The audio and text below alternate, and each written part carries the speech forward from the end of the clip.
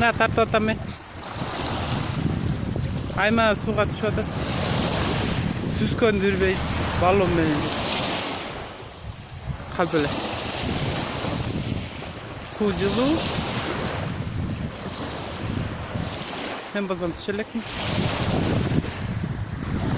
İnsan bakıyor.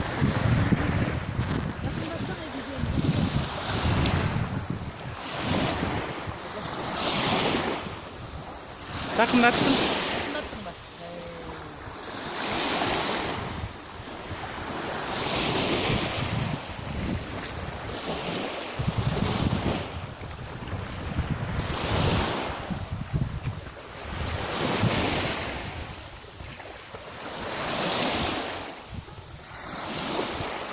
Düşüyor kaldın mı? Ya. Düşüyor kaldın mı diyeyim. Şuraya kalın mı? Düşüyor diyeyim. Ya.